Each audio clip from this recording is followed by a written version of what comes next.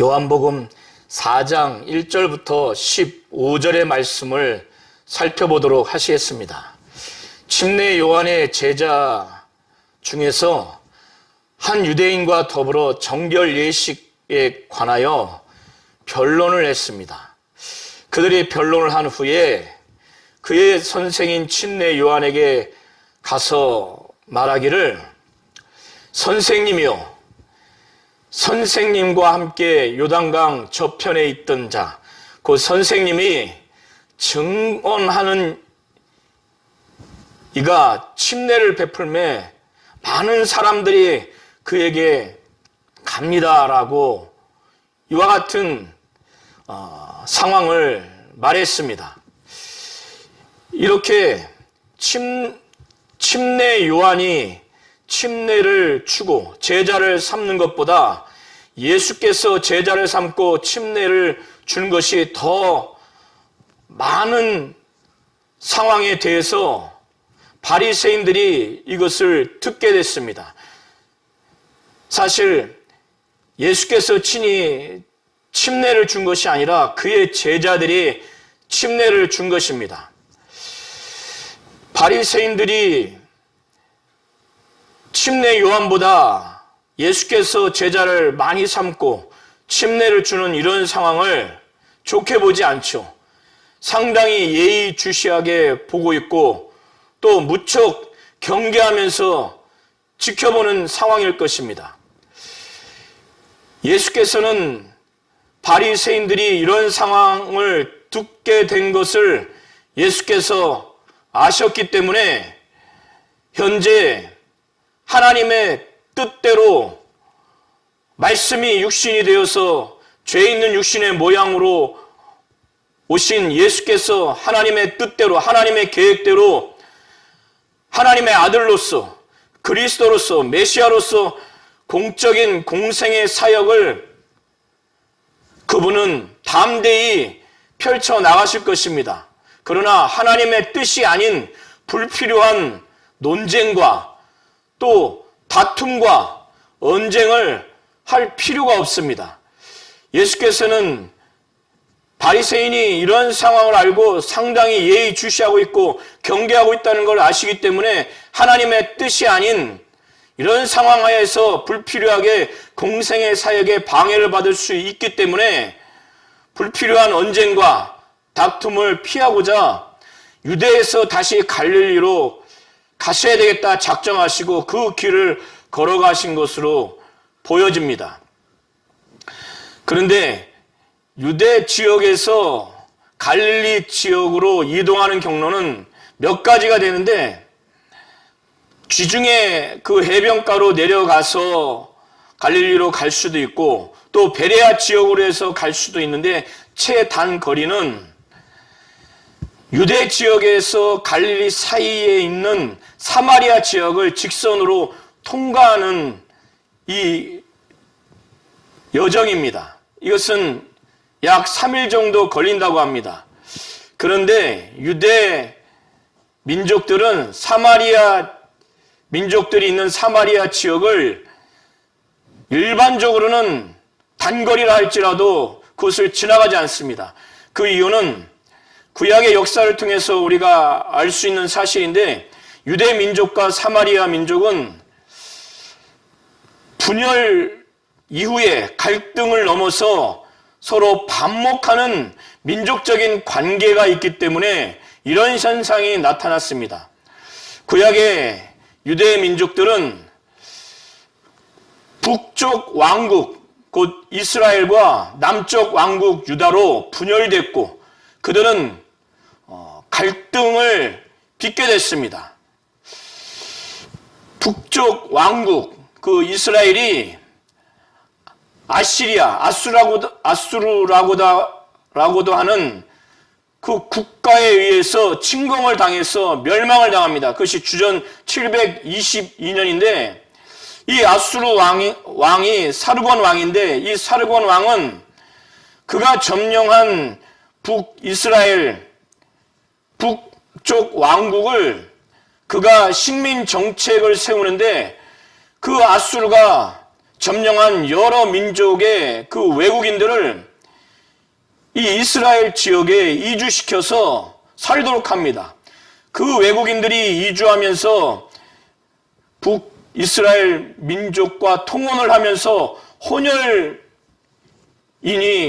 탄생하게 됐고, 그리고 그 외국인들이 그들이 섬기는 이방 신들을 섬기는 종교를 가지고 와서 북왕국 이스라엘은 민족도 순수 유대인이 아니고 혼혈 민족으로 형성이 되었고, 또 하나님만을 섬기는 그들의 그 종교가 타락해서 이방신을 섬기는 그 종교가 들어옴으로 인해서 종교적으로도 타락하고 혼탁한 상황이 되었습니다. 이 과정에서 북이스라엘 민족을 중에 상당수를 아수르 왕 사르곤은 포로로 또 끌고 갔죠. 그러고 난 후에 남쪽 유다 왕국도 바벨론에 의해서 침공을 당해서 멸망을 당합니다. 그래서 남유다 민족들 중에서 또 상당수가 바벨론으로 포로로 끌려가게 됩니다.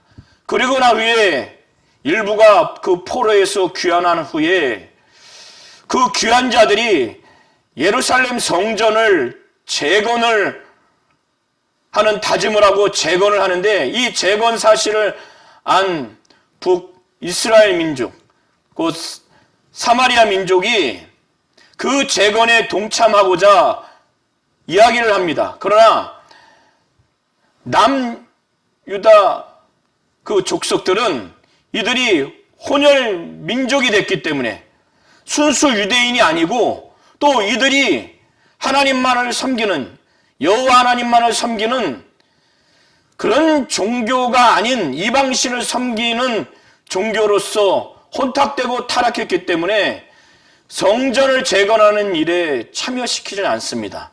더 나아가서 성전에도 들어가지 못하도록 합니다. 이런 갈등이 심한 후에 사마리아 민족은 그들이 그리심 산에 그들의 성전을 짓습니다. 그러나 그 이후에 주전 128년경에 유대 민족 지도자인 요한 힐카누스가 침공을 해서 그리심 산에 있는 사마리아 민족이 제사하는 그 성전을 파괴를 하게 됩니다. 이런 역사적인 배경 때문에 유대 민족과 사마리아 민족은 분열과 갈등을 넘어서 극한 반목의 그 관계를 예수님 당시까지 맺게 됐습니다.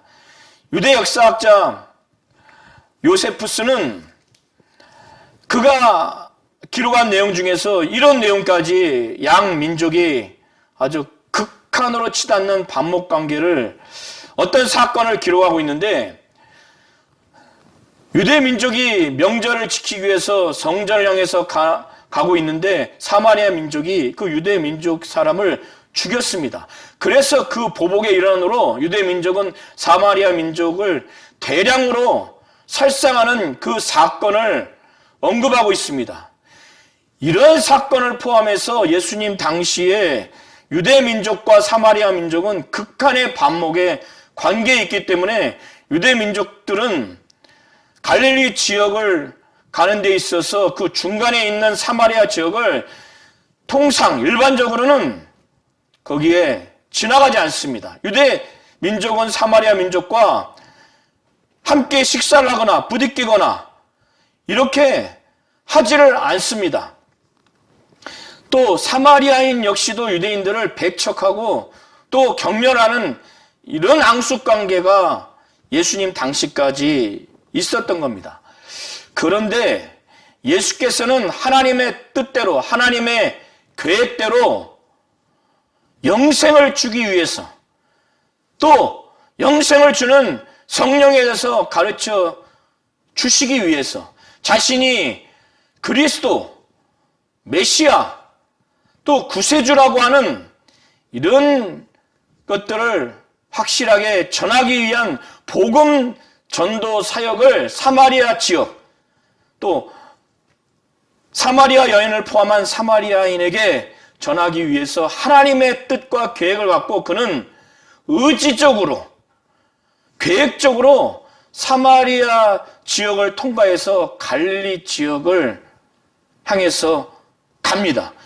그래서 사도 요한도 기록하기를 하나님의 이 뜻과 계획을 전제해서 예수께서 의지적으로, 필연적으로 그 여정을 가는 것을 기록하고 있는데, 말하기를 유대를 떠나서 다시 갈릴리로 가실새 사마리아를 통과하여야 하겠는지라.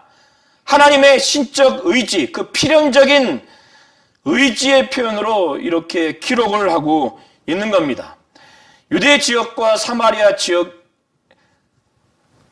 갈릴리 지역의 사마리아 지역을 이제 예수께서 약 3일에 걸쳐서 지나가는 여정을 시작을 하는데, 장시간 걸으셔서 사마리아 지역 안에 있는 수가 동네라고 하는 그 지역에 이르렀습니다. 이 지역은 야곱이 그의 아들 요셉에게 준 땅에 좀 가까운 지역이에요.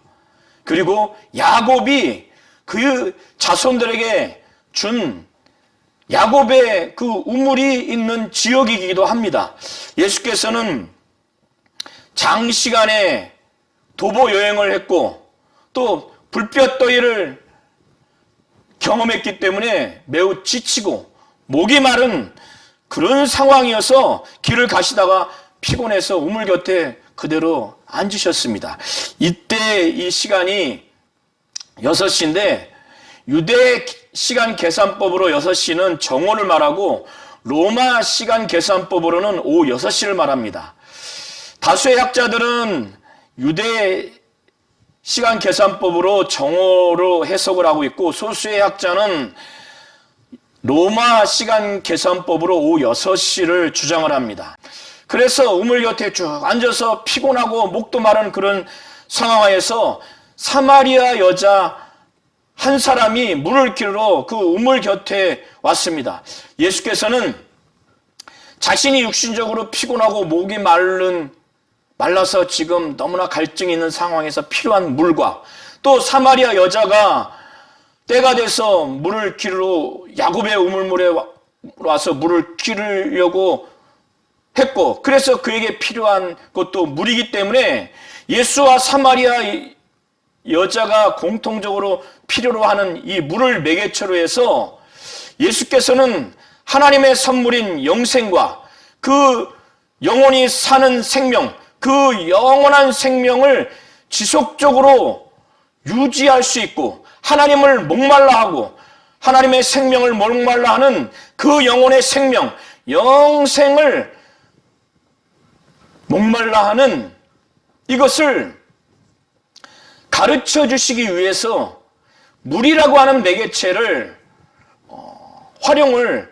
의식적으로, 의지적으로 활용을 합니다. 사마리아 여인이 물을 기르러 우물 곁에 왔어요.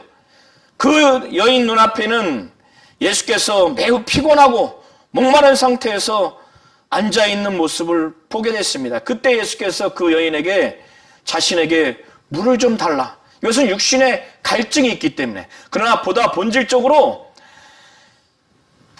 하나님이 주시는 선물인 영생과 이 영생을 영원히 유지할 수 있는 그런 생수인 성령을 알게 하시고, 그리고 이것을 줄 수 있는 분이 바로 예수 자신이고, 이런 예수를 제대로 가르쳐 주시기 위해서 예수께서는 육신의 목마름으로 이 여인에게 내게 좀 물을 달라고 이렇게 했습니다.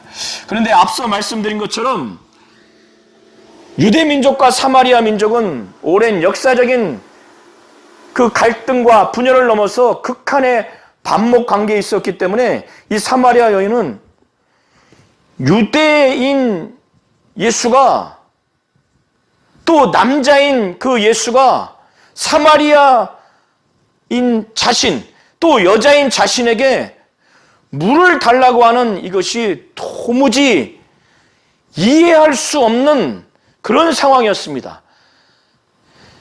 이 당시에 유대 남자들은 자기 아내라 할지라도 밖에서 오해의 소지가 있을 수 있기 때문에, 이성적인 오해의 소지가 있을 수 있기 때문에 대화를 자기 아내라 할지라도 하지 않습니다. 그러나 그럼에도 불구하고 더 나아가서 다른 여인, 그것도 아무 사람도 없는 여인을 이렇게 쉽게 가까이서 대화를 하고 물까지 달라고 요청하는 것은 굉장히 있을 수 없는 일입니다. 유대 민족과 사마리아 민족의 이 관계를 전제하에서, 또 유대 사회에서 남자와 여자의 이 관계에서 이것은 도저히 받아들일 수 없는 상황이기 때문에 사마리아 여인은 예수께 말하기를, 당신은 유대인으로서 어찌하여 사마리아 여자인 나에게 물을 달라고 합니까? 이렇게 표현한 겁니다. 유대인과 사마리아인은 전혀 상종하지 않습니다. 예수께서 이렇게 대답하는 사마리아 여인에게 하나님의 뜻과 하나님의 계획대로 이 사마리아 여인을 포함한 사마리아인들에게, 사마리아 지역에 복음 전도를 통해서 하나님의 선물인 영생과 또 자신에 대해서 메시아요, 그리스도요, 구세주라고 하는 그 믿음을 그들에게 전달해 주기 위해서, 또 영원히 영적으로 하나님을 목말라 하고 영원히 생명을 목말라 하고 영원한 생명을 목말라 하는 이것을 능히 채워줄 수 있는 진정한 영적인 생수인 성령을 이들에게 가르쳐주고 이것을 하나님으로부터 예수를 통해서 받도록 하기 위해서 이 여인에게 말씀을 증거하는데, 하나님의 선물을 알지 못하는 이 여인, 또 지금 물을 달라고 하는 자신인 예수에 대해서 알지 못하는 이 여인, 그래서 진정으로 영혼의 하나님을 갈망하고 영원히 살고 싶은 생명을 갈망하고 그것도 영원히 살고 싶은 영적인 목마름을 채워줄 수 있는 그 영적인 생수인 성령을 이 여인이 알지 못하기 때문에 안타까움, 또 애잔한 마음, 그가 이것을 알아서 지금 당장이라도 그거를 깨닫고 요구하기를 간절히 바라는 마음으로 예수께서 말씀하시기를, 내가 만일 하나님의 선물과, 여기서의 선물은 영생을 의미한다고 보시면 됩니다. 또 내게 물을 좀 달라고 하는 이가 누구인지를 알았다면, 이는 바로 예수죠. 예수를 알았다면 하나님의 선물인 영생과 지금 물을 달라고 하는 이 예수가 유대인의 남자로만 지금 이 여인은 보고 있는데, 그것이 아니라 메시아, 그리스도, 구세주라고 하는 자신을 확실히 알았더라면 내가 그에게, 이 여인이 예수에게 구했을 거라는 거예요. 하나님의 선물, 영생을 내게 좀 주십시오. 메시아, 그리스도, 구세주인 예수여, 하나님이 나에게, 우리에게 주시고자 하는 생명, 영생을 우리에게 주십시오. 그렇게 구했을 거라는 거예요. 그때 그 예수께서 그렇게 구하는 여인에게 생수를 주었을 거라는 겁니다. 바로 성령을 주었을 거라는 겁니다. 예수께서는 요한복음 7장 37절부터 39절을 통해서 명절 끝날, 큰 날, 예수께서 아주 큰 소리로 외치기를, 누구든지 목마른 자는 목마르거든 내게 와서 마시라고 이렇게 말합니다. 이것은 육신의 생명을 위해서, 육신을 살고자 하는 육신의 목마름을 두고 말하는 것이 아닙니다. 영혼이 살고자 하는 영적인 생명의 갈망으로 영적인 목마름, 영혼의 목마름을 말하는 겁니다. 영혼이 목마른다는 것은 누구를 향해 목말라 합니까? 하나님을 향해서 끊임없이 목말라 합니다. 죽은 영혼이 하나님의 생명으로 살고자 하는 그 갈망, 목말름, 그것이 한순간이 아니라 영원토록 살고자 하는 그런 영원한 영적인 영혼이 살고자 하는 그런 갈망, 그 목말름이 있는 자는 내게로 와서 누구든지 마시라고 하는 겁니다. 예수께서 그것을 주시겠다고 하는 거예요. 그 전제는 나를 믿는 자는 성경의 이름과 같이 그 배에서 생수의 강이 흘러나온다는 거예요. 이렇게 목마른 자는 나에게 와서 마시라는 거예요. 영적인 그 목마름이 영원히 해결될 수 있도록 내가 줄 테니까 그 전제는 나를 믿어야 한다는 거예요. 나를 믿는 자는 성경의 이름과 같이 기록한 것 같이 그 배에서 영적인 생수가 막 흘러 넘친다는 거예요. 이것은 예수께서 무엇을 말씀하려고 하셨냐면 39절에 이는 그를 믿는 자들이 받을 성령을 가리켜 말씀하신 것이라는 겁니다. 예수 믿고 성령 받게 되면 하나님을 향한 그 갈망이 일평생 끊임없이 있을 때 채워주고 성령은 떠나지 아니하고 영원토록 믿는 자와 함께 하시고 진리 가운데로 인도하시고 예수의 영광을 알게 하시고 또 나타내 주실 것이기 때문에 그런데 예수께서 아직 영광을 받지 않으셨기 때문에 성령이 아직 그들에게 계시지 않았다고 이렇게 39절에 기록하고 있습니다. 이러보건대 생수는 분명히 성령을 말하는 겁니다.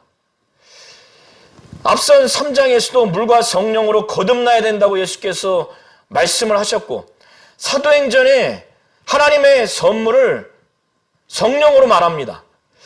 하나님의 선물이 영생인데 이 영생은 예수를 믿고 그 영원한 생명 이것을 유지하고 이것은 성령을 받았을 때 비로소 가능하게 되는 것입니다. 그런데 이 여인은 지금 아주 정오의 땡볕에 야곱의 우물에서 이 육신의 생명, 육신이 살고자 하는 그 갈증을 해결하기 위한 그 육신의 목마름을 채워주는 물을 갖고 오러 왔고 또 앞선 대화에서 예수께서 피곤하고 또 목말란 상황에서 지금 이 여인에게 육신의 갈증을 해소시키는 물을 달라고 했기 때문에 지금 예수께서 영적인 생수, 성령을 의미하는 생수를 말했을 때 지금 자기가 갖고자 하는 종류의 물을 의미했습니다. 다만 여기서의 예수께서 말씀하신 이 생수의 문자적 의미는 흐르는 물입니다. 야곱의 우물처럼 이렇게 고여있는 물이 아니라 흐르는 물이고 살아있는 물입니다. 그래서 예수께서는 이 여인에게 말씀하신 이 생수를 이 여인이 이해하기를 아마도 자기가 야곱이 지금 준 야곱의 우물에서 지금 끌어올리는 그 물보다 더 좋은 물인가 보다 라고 아마 생각을 했을 수도 있습니다. 그래서 그런지 이 여인은 아니 나처럼 이렇게 야곱의 우물에서 물을 기르려면 그 우물이 약 한 30m 깊이가 되고 그 넓이는 뭐 2에서 3m 정도 된다고 합니다. 그러려면 그 물을 뜰 수 있는 그릇도 있어야 되고 왜냐하면 이렇게 깊기 때문에. 그런데 예수를 이 여인이 보니까 물을 그럴 기름도 없고 이 야곱의 우물이 아닌 다른 우물이 만약에 있어서 거기서 생수를 이 예수께서 주신다고 하신 거라면 그게 어마어마하게 깊기 때문에 아니 어디서 그런 생수를 줄 수 있습니까? 매우 부정적으로 대답을 합니다. 아니, 야곱이 지금 주었던 그 야곱의 우물물보다 더 좋은 물을 줄 수 있는, 그 생수를 줄 수 있는 이분이 자기가 볼 때는 야곱보다 크지 않은데 야곱보다 큰 자만이 그런 물을 줄 수 있는데, 그런 생수를 줄 수 있다고 생각을 한 겁니다. 그래서 말하기를 우리 조상 야곱이 이 우물을 우리에게 주셨고 또 여기서 자기와 자기 아들들과 짐승이 다 마셨는데 당신이 야곱보다 큽니까? 크지 않다고 생각을 하지만은 더 나은 생수를 줄 것 같은 그런 표현을 했고 그런 느낌을 주니까 이런 반문을 하게 된 겁니다. 이때 예수께서는 이 여인이 그들의 조상을 야곱이라고 하고 사마리아 민족은 조상을 야곱이라고 합니다. 유대 민족은 아브라함으로 생각을 하죠.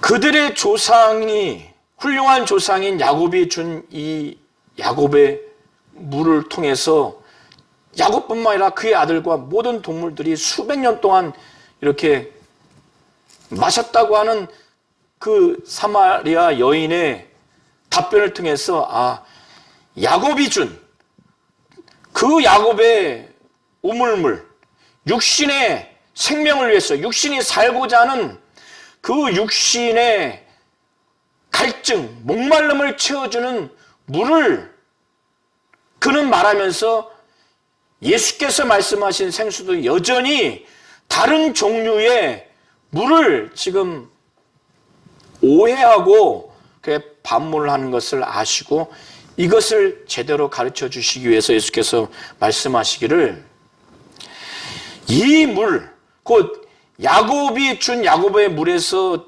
지금 끄집어내는 이 물을 마시는 자는 다시 목마르게 된다. 내가 주는 물을 마시는 자는 영원히 목마르지 않는다는 거예요. 야곱이 준 물이 아니라 내가 주는 물, 영원히 하나님을 갈망하고 영원히 지금 죽어있는 상태에서 하나님의 생명으로 살고 일순간만 사는 게 아니라 영원토록 살고자 하는 이 영원히 살고자 하는 그 갈망, 영혼의 생명의 그 갈망을 정말 느끼면서 영원히 목말라 하는 이 영혼의 목마름은 예수께서 주시는 그 생수를 마셔야만이 다시 목마르지 않는다는 의미에서 내가 주는 물을 마시는 자는 영원히 목마르지 않는다는 거예요. 예수께서 주는 물은 그것을 먹으면 그 안에서 막 영혼이 살고 그 사는 상태가 영원히 사는 영생하도록 막 솟아나는 샘물이 된다는 거예요. 이것은 성령을 받게 되면 성령이 영원토록 떠나지 않냐고 성령이 우리 안에서 말할 수 없는 탄식으로 하나님의 뜻대로 성도를 위해서 간구하고 진리 가운데로 인도하고 예수를 알게 하고 하나님의 뜻대로 살게 하는 진리를 알게 하는 성령의 아주 생명의 그 성령의 그 아주 강력한 역사를 아마 표현하는 것으로 보여집니다. 그렇게 해서 영생하도록 막 솟아나는 샘물이 된다는 겁니다. 이 얘기를 사마리아 여인이 듣고 조금 낮았지만 여전히 다른 종류의 샘물인데 야곱의 우물과 다른 샘물인데 한 번 마시면 다시 목마르지 아니하고 영생하도록 그런 솟아나는 샘물이구나 이렇게 이해를 해서 이제 구합니다. 예수께 구해요. 그 물을 좀 달라고, 그 생수를 달라고. 여자가 이르되 주여 그런 물을 내게 주사 목마르지도 않고 또 여기 물 기르러 오지도 않게 해달라고 이렇게 조금 낮았지만 여전히 하나님의 선물과 또 예수가 누군지 확실히 아직은 깨닫지 못한 상태고, 예수가 주고자 하는 생수도 여전히 깨닫지 못한 상태에서 조금의 그 변화의 모습을 갖고 비로소 예수께 이 생수를 구하게 됩니다. 16절 이하부터는 이제 점진적으로 사마리아 여인뿐만 아니라 사마리아 그 민족들이 예수에 대해서, 예수가 어떤 분인가에 대해서 점진적으로 변화되는 것을 보게 됩니다. 처음에 사마리아 여인으로부터 출발해서 유대인으로서 알았지만 조금 지나면 이제 메시아로 알게 되고, 그 다음에 종국에는 구주로 그들이 완전히 변화되는 것을 이 위에 볼 수가 있습니다.